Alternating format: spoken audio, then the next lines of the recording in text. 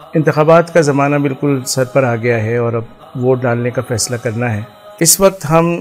Conclude کرنا چاہتے ہیں کیونکہ بالکل اب ہم فیصلہ کرنے کی پوزیشن میں ہیں کہ ہمیں ووٹ ڈالنا ہے،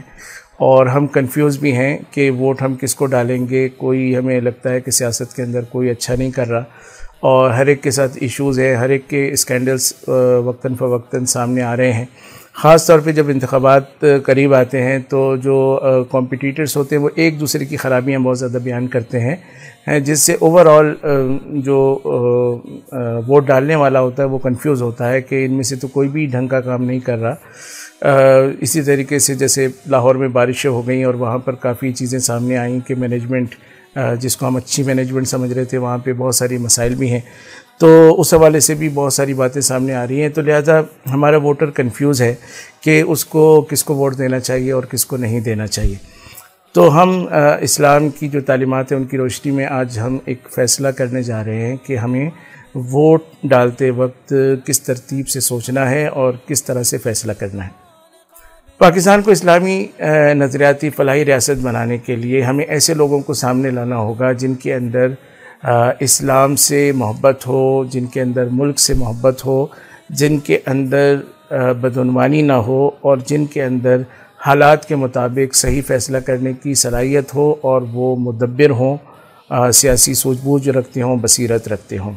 تو لہذا یہ چار صفات جو ہیں یہ ہمارے سامنے آ جاتی ہیں کہ جب بھی ہم کسی کو ووٹ دیں گے تو ان چار صفات کو ہم سب سے مد نظر رکھیں گے۔ یعنی پہلی چیز یہ کہ وہ اسلام کا اگر اس پر پورا عمل نہیں بھی کرتا لیکن وہ کم از کم اسلامی رجحان رکھتا ہو، اسلام کا قائل ہو، اسلام چاہتا ہو۔ ہاں، اپنی کمزوری کی وجہ سے اسلام پہ اگر کچھ عمل کرنے میں کمزوری ہے تو وہ ایک الگ بات ہے، لیکن بہرحال اسلام سے اس کا تعلق اور وابستگی جو ہے اور اس کا والہانہ لگاؤ جو ہے وہ موجود ہے۔ دوسری بات یہ ہے کہ اس شخص کے اندر ملک سے بھی غیر مشروط وابستگی ہو، یعنی ملک سے اس کو کچھ ملے نہ ملے، اس کو سزا ہو یا اس کو سزا نہ ہو،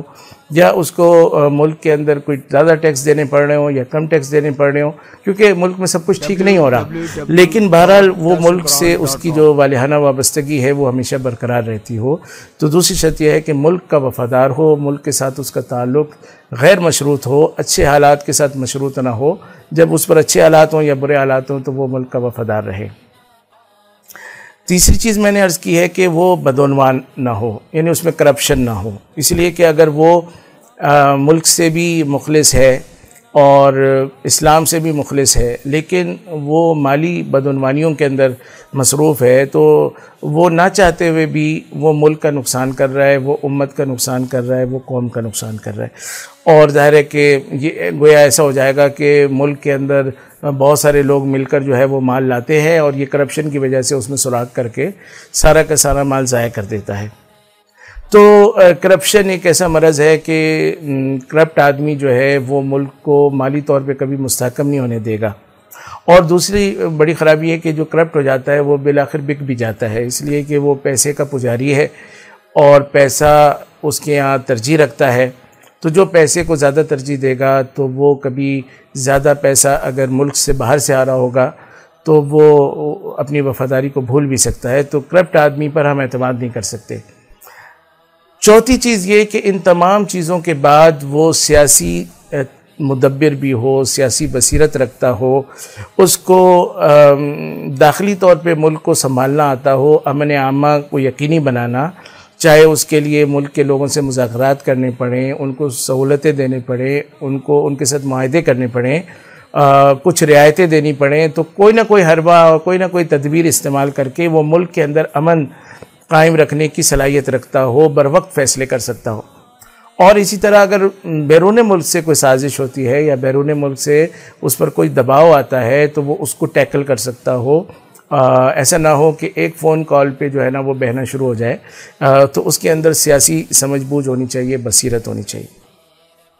چار چیزوں کو ہم دہرا لیں کہ اسلام سے وابستگی ہو، ملک کا وفادار ہو، اور کرپٹ نہ ہو، اور سیاسی مدبر اور بصیرت رکھنے والا آدمی ہو۔